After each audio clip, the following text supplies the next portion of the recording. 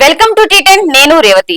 SEBI chief Madhavi పూరిపై Congress సంచలన ఆరోపణలు చేసింది. ప్రస్తుతం సెబీ చైర్మన్ హోదాలోనూ ఆమె ఐసీఐసీఐ నుంచి 7 ఏళ్లుగా జీతం తీసుకుంటున్నారని ఆరోపించింది.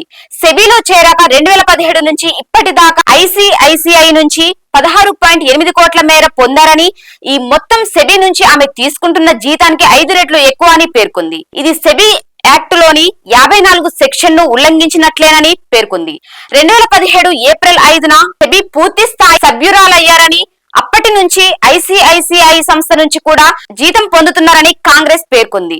సెబీ చైర్పర్సన్ సభ్యులను ప్రధాని ఆధ్వర్యంలోని ఓ ప్రత్యేక కమిటీ నియమిస్తుందని, అందుకే ఈ ఘటనపై ప్రధాని మోడీ వివరణ ఇవ్వాలని డిమాండ్ చేసింది.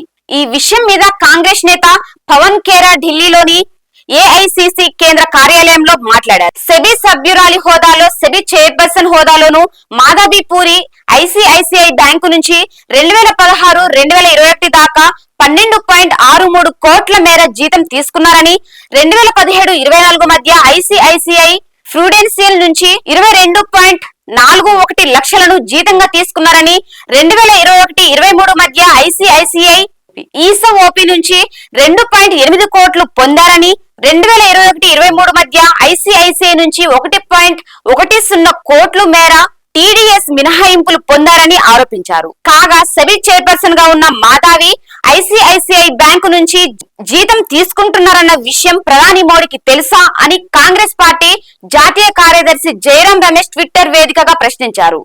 అదాని గ్రూప్ సంస్థల మీద సెక్యూరిటీల చట్టం ఉల్లంఘన ఆరోపణలపై దర్యాప్తును సుప్రీంకోర్టు సెబీకి అప్పగించడంతో సెబీ చైర్పర్సన్ గా మాధవి పూరి పరస్పర విరుద్ధ ప్రయోజనాలకు పాల్పడే అవకాశం ఉందని ఆయన ఆందోళన వ్యక్తం చేశారు.